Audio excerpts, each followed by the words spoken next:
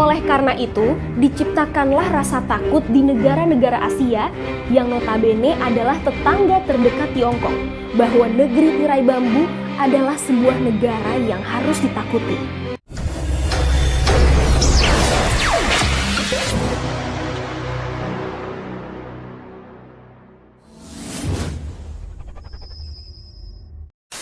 Halo guys, welcome back to my YouTube channel. Assalamualaikum, salam sejahtera dan salam Nusantara semuanya. Oke guys, kali ini kita akan mereaksi satu lagi videos ya berkenaan dengan etnis Tionghoa yang berada di Indonesia. Seperti yang kita tahu, etnis ini juga merupakan sebahagian bangsa yang terdapat di negara Indonesia.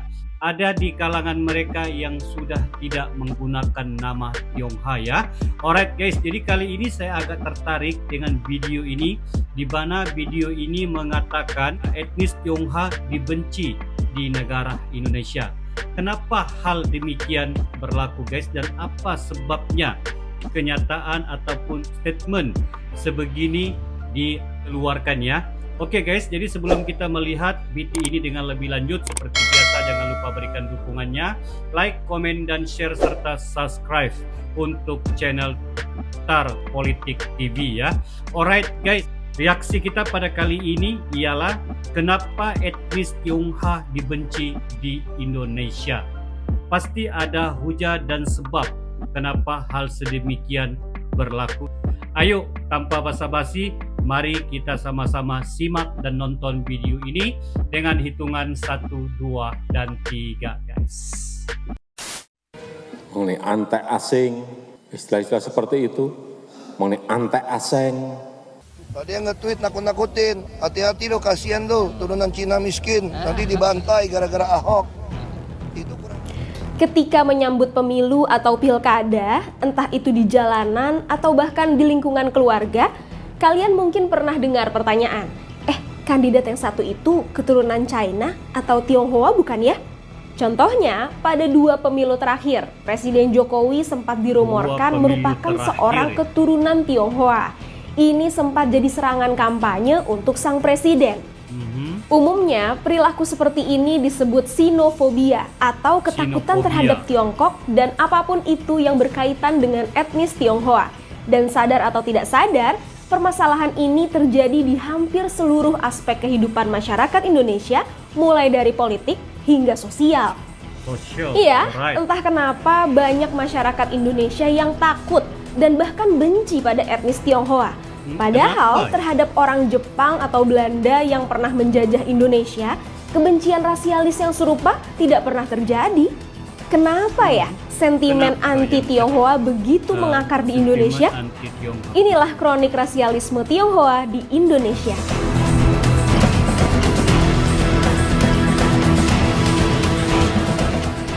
Banyak orang yang percaya permasalahan sinofobia setidaknya bermula dari rezim Presiden kedua Indonesia, Soeharto. Ketika itu, meski banyak pebisnis Tionghoa yang dirangkul sang Smiling General, kehidupan etnis Tionghoa mendapat diskriminasi. Mereka dilarang menjadi pegawai negeri sipil, masuk tentara, bahkan tidak bisa masuk sekolah negeri. Well, beberapa kebijakan Soeharto memang dipercaya telah menciptakan sebuah fenomena sosial yang disebut pribumi dan keturunan, yakni pemisahan etnis Tionghoa dari etnis lain yang dianggap asli Indonesia. Tapi, sejarah sinofobia Indonesia sebenarnya sudah ada jauh dari sebelum rezim Soeharto loh, yakni dari era kolonial Belanda. Sejak awal masuk ke Indonesia pada abad ke-16, Belanda menjadikan etnis Tionghoa sebagai kelas masyarakat yang memiliki status sosial lebih tinggi dari orang pribumi. Sartono Kartodirjo dalam Pengantar Sejarah Indonesia Baru 1500 sampai 1900 mengatakan bahwa ketika Belanda pertama menjajah Indonesia, mereka tidak bisa mempercayai orang pribumi sebagai mitra. Oleh karena itu, Belanda menjadikan para pedagang dan pekerja Tiongkok sebagai mitra dagang sekaligus pemungut pajak di Hindia Belanda.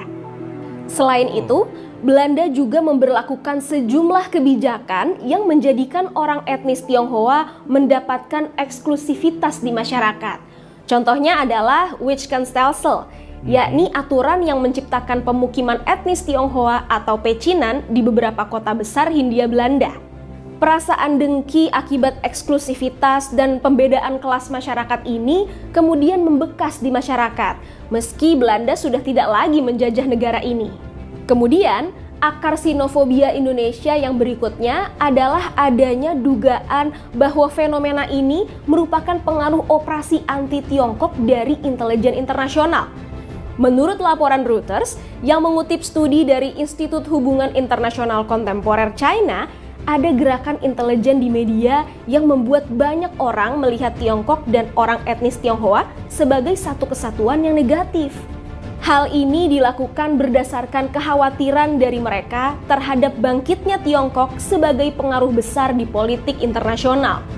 Oleh karena itu, diciptakanlah rasa takut di negara-negara Asia yang notabene adalah tetangga terdekat Tiongkok, bahwa negeri tirai bambu adalah sebuah negara yang harus ditakuti. Kalau kita lihat kenyataan yang ada di lapangan, argumen tersebut ada benarnya.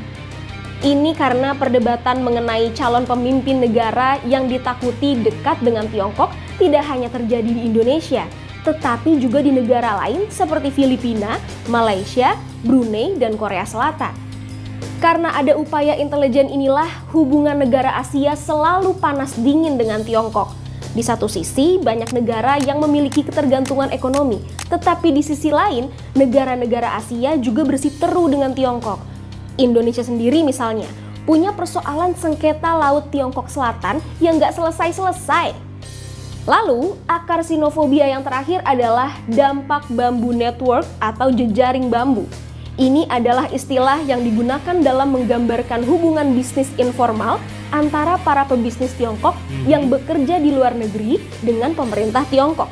Sederhananya, jejaring bambu ini adalah kapitalisasi diaspora pebisnis Tiongkok di berbagai negara. Jejaring bambu menghubungkan komunitas bisnis Tiongkok di negara-negara Asia Tenggara, seperti Malaysia, Indonesia, Singapura, Thailand, Vietnam, Filipina, dan Myanmar dengan ekonomi kesatuan negara yang disebut Greater China atau Tiongkok Raya, yang di dalamnya ada Tiongkok itu sendiri, Hong Kong, Makau, dan Taiwan. Banyak pengamat menilai jejaring bambu ini memiliki peran penting dalam sektor bisnis di Asia Tenggara karena mereka mendominasi ekonomi wilayah ini hingga sekarang dan telah membentuk lingkaran elit ekonomi di semua negara besar Asia Tenggara. Namun, jejaring bambu telah meninggalkan trauma bagi banyak negara. Paul Spoonley dan kawan-kawan dalam tulisan Bamboo Networks, Chinese Business Owners and Co-ethnic Networks menilai bahwa peran para pebisnis jejaring bambu ini telah meninggalkan sentimen negatif di negara tujuannya. Banyak penduduk asli yang melihat para pebisnis Tiongkok itu sebagai orang asing yang tidak berhak meraup banyak keuntungan di negaranya. Meski bisa diperdebatkan bahwa peran pebisnis jejaring bambu itu juga membantu perekonomian negara mereka. Bagaimanapun juga, Bamboo Network telah menjadi trauma di banyak negara, termasuk Indonesia. Karena Bamboo Network, masyarakat Indonesia melihat siapapun yang memiliki hubungan dengan Tiongkok, entah dia keturunan Tionghoa atau hanya pernah ketahuan punya relasi khusus dengan Tiongkok, orang itu akan dianggap sebagai peraup kekayaan negara. Well, setidaknya itulah 4 alasan kenapa sinofobia begitu membekas di Indonesia.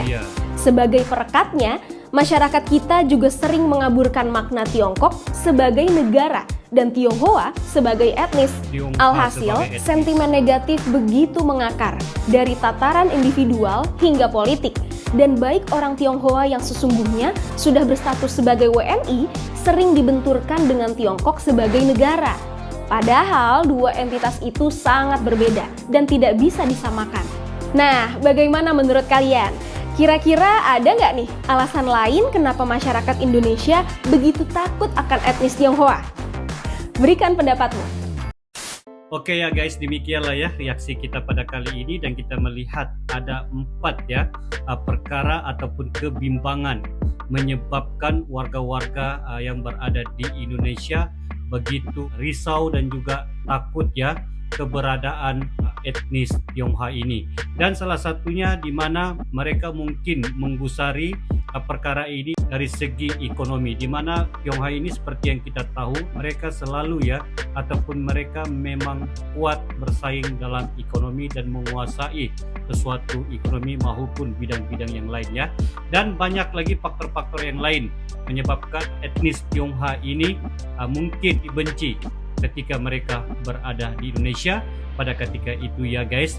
Alright, jadi rasanya sampai di sini saja reaksi kita. Semoga apa yang kita lihat ini mendedahkan kita serba sedikit bagaimana etnis Tionghoa ini mempengaruhi warga-warga yang berada di Indonesia.